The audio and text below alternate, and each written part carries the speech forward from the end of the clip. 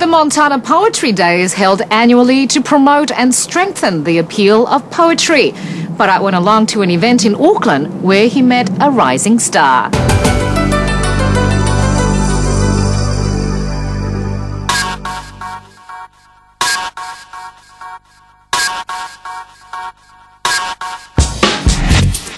It's poetry on the streets, literally. Auckland's unique and vibrant poetic voice is taking to the streets here on Ponsonby Road. And marking her territory on the footpath is Renee Liang to observe the annual Montana Poetry Day. She's part of a group called Guerrilla Poets.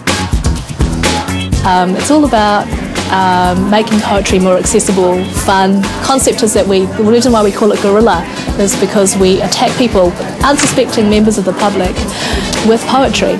And my particular belief is that poetry belongs out in the streets among the people, and so one of the things I really enjoy doing is actually chalking my poems on the pavement for people so that they can read them, enjoy them, take them away with them if they want. Outside the women's bookshop on Ponsonby Road, Renee also has a chance to share her poetry with the nation, going live on George FM. You said, "We are all made from stardust, and one day we will return."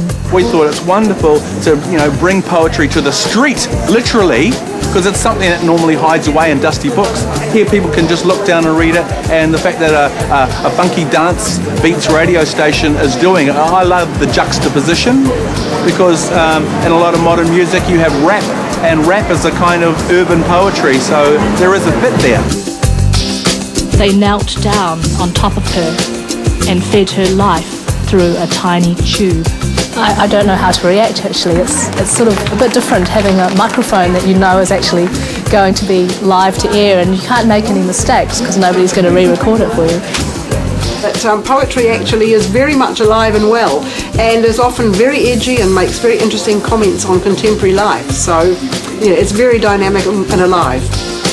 Renee took to writing poetry to console herself after losing a loved one a few years ago. I started writing poetry as a way of dealing with that. I write about, sometimes about my work, which I occasionally, when you work in a high intensity job like mine, you do sometimes have to get it out of your system. Renee is a qualified pediatrician who is taking a year off to concentrate on writing. I felt that this year writing deserved a front seat, and I felt that I really needed to commit to it and work hard at it. And so this year I'm only working part-time in medicine, but I'm working full-time as a writer. I want to run my writing career in tandem if I can. I think that there's a lot of inspiration to be gained from being a doctor and working in the hospital, and I think it requires the same amount of recognition of the human condition, I guess. Sounds a bit posh, but that's what it's about. It's about empathy and caring and understanding, and that's the same deal for a writer as for a doctor. Another theme in her poetry is what it is like for her growing up as a Chinese New Zealander. A lot of my poems are reactions against people that make comments to me, or that are good and bad comments, I guess. People often compliment me on my very good English, which is something that kind of annoys me because I've lived here all my life. And so I wrote a poem called Chinglish, which was about that. Renee Liang, hoping to balance her life between two passions. As a doctor and as a writer, you are trained to be a very keen observer. So I actually think that my training as a doctor has stood me in extremely good stead to be a good writer as well. All night they watched her while her throat narrowed to the size of a bullet.